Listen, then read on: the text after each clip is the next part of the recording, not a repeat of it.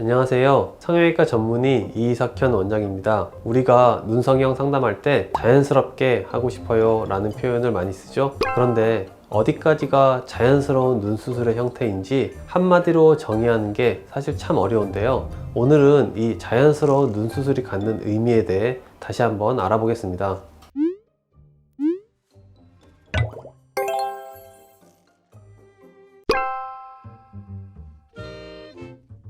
상담할 때 가장 많이 듣는 말 중 하나가 자연스럽게 해주세요 입니다. 자연스럽다는 표현이 매우 주관적이기 때문에 이 부분은 서로 생각이 일치할 수도 있고 아닐 수도 있습니다. 제가 이 말을 들었을 때는 크게 세 가지 의미로 해석합니다. 첫 번째는 자연스러운 인라인이나 자연스러운 인아웃 라인을 의미할 때입니다. 우리나라 여성분들은 쌍꺼풀 라인이 작을수록 더 자연스럽고 본인의 원래 타고난 눈처럼 보이게 됩니다. 어떤 분들은 무쌍처럼 보이는 최소 인라인을 원하는 경우도 많고, 이 경우 몇 달만 지나면 수술티가 전혀 나지 않고 매우 자연스럽게 자리 잡게 됩니다. 두 번째는 쌍꺼풀 수술한 티가 안 나는 자연스러운 눈을 의미할 때입니다. 요즘 자연스럽게 화려한 라인을 원하는 분들이 많은데, 화려하긴 한데 수술한 티는 안 나게 해주세요 라는 의미라고 생각합니다. 이런 결과를 위해서는 적합한 수술 방법을 정하고 쌍꺼풀 수술 외에 눈매 교정이나 트임을 병행해야 하는지 충분한 상담을 통해 가능한 범위를 정해야 합니다.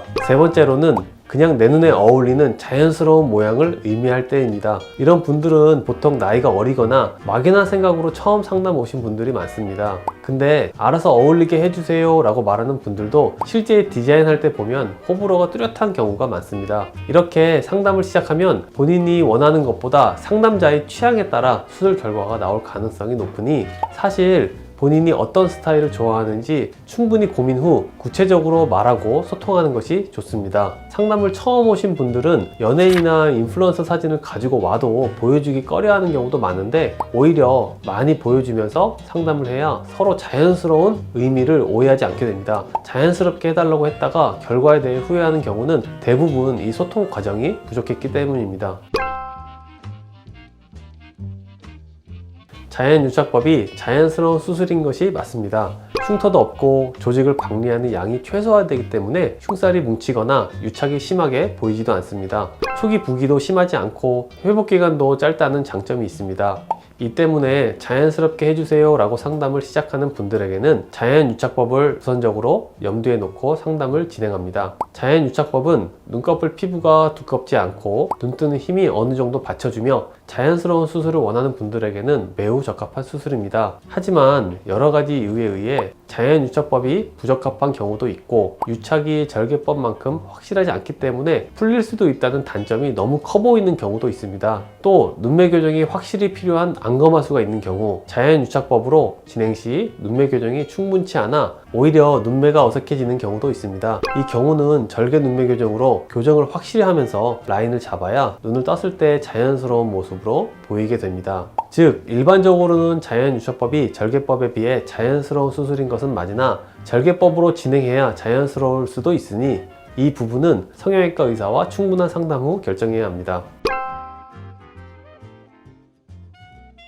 네, 수술의 결과는 성형외과 의사의 성향에 따라 바뀐다고 생각합니다. 눈수술처럼 보편화된 수술은 의사마다 수술 방법의 차이가 크진 않습니다. 환자가 원하는 바를 어떻게 해석하고 디자인을 하여 수술을 풀어나가냐에서 큰 차이가 납니다. 공개된 성형수술 후 사진들을 가만히 보다 보면 의사마다 스타일의 차이가 느껴질 겁니다. 기본적으로 자연스러운 라인을 좋아하는 의사도 있고 화려한 라인을 좋아하는 의사도 있습니다. 성형외과 의사도 본인이 느끼기에 괜찮다고 느끼는 취향이 있기 때문에 막연하게 자연스럽게 해주세요 나 어울리게 해주세요 라고 얘기하면 의사의 취향이 더 반영될 수밖에 없습니다. 그래서 상담 전 본인이 이 의사가 추구하는 스타일과 맞는지 알 수 있으면 좋고, 아니면 상담 시 구체적으로 원하는 변화를 얘기해야 합니다. 또 수술 방법에도 의사의 선호도가 반영됩니다. 비절개, 자연유착법의 비중이 높은 경우는 아무래도 비절개 방법으로 권하게 되고, 절개법을 주로 하는 의사는